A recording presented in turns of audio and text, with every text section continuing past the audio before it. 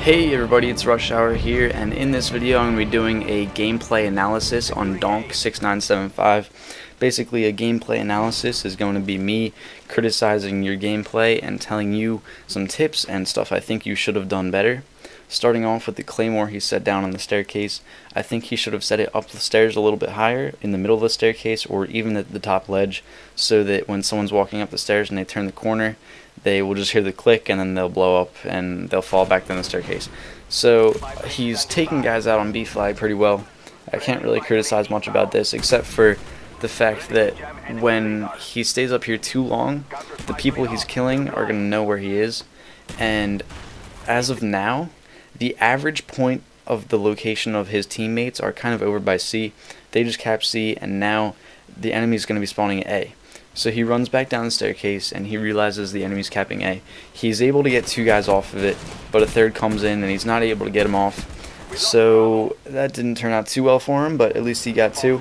Now he decided to take out his primary weapon of a care package and realized that's not a good idea while you're running through a house. So he goes out into fountain area and he sees this guy running by fountain, and he shouldn't have shot right there. I think that the smartest thing to do in your situation right there would have been to avoid shooting that guy, which would have avoided the red dot on the radar for the enemy, and you should have made a call out to your team and just let them know that a guy was running from fountain to middle arches so that maybe your teammates could pick him off. And right after you kill this guy, you should be running away and taking cover somewhere, because the enemy knows that your red dot is over here and you're really the only one on your team that's over here to give you any cover. Back to the chopper gunner. He got a chopper gunner in a care package, and I think chopper gunners are good for two reasons. One, they get you a lot of kills. Two, you can tell your teammates and you can tell yourself exactly where they are on the map as long as they don't have Ghost Pro. So he's doing real well at the start. They're still back by C and he's just taking guys out. But at the end of his chopper gunner, his team starts pushing up into C spawn a bit more and a bit too hard, which causes their enemies to flip spawns. Now you realize in the top left corner of your screen you can see two red squares around guys, and when Donk gets out of his helicopter, he should have known that these guys were kind of right next to him, and they were going to the statue at B, and then they were going to eventually hop on B flag.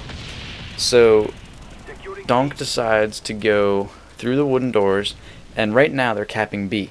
So he sees this guy, and then there is a guy behind the tin to the right, which actually kills him, but he should have known that he was there, because as he was running through the wooden doors, you can see if the flag is flashing, which means there's a guy on the flag. Now as Donk spawns near A, and he realizes that there's a claymore through the wall on A flag, and in addition to that, the flag is flashing, with no teammates nearby, he should assume that there's people on A flag and be ready to fire. Now, when he walks out the door, he sees two guys, and he's not really expecting there to be two. I think he kind of panicked a little bit and wasn't sure which one to shoot, which is why he didn't get a kill, but that was just unfortunate. Now, as Donk is running from C to B flag, there's many different options where he can assume where people on the enemy team are going to be. When he's at the triangle looking at B flag, you can probably estimate where at least 2 or 3 or even 4 of the enemies are, just by this frame right here. As you can see, the grenade coming in to B from B building, and if you look at the mini-map, you can see 2 of his teammates in fountain area to the left looking into middle arches, and the teammate to the right, which is looking at B flag. You can kind of tell that the enemy is in between A and B flag, either in middle arches or just outside of the front door. If only he took into consideration what I just told you, he might not have turned around right there and died from behind.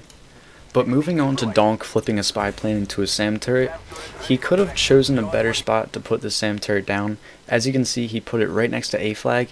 I think the better spot to have put it would have been to put it like 20 feet back, where you can see in the back of the map next to that little building. That would have been the ideal spot to put it, so that if an enemy comes to A flag, they won't see the SAM turret and just knock it down. So as we watch Donk have some trouble killing this guy, we notice that he picks up his 4 kill streak.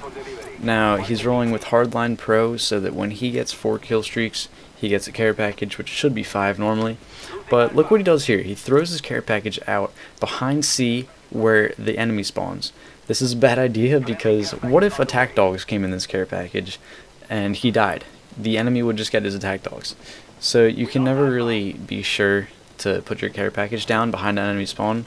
In addition to that, he just flipped a sentry gun into an RCXD, which I think he should have stuck with a sentry gun, but it is about a 50-50% chance of being better or worse. And as Donk runs over to C-flag to get some kills, he kills one guy and drops the other into last stand.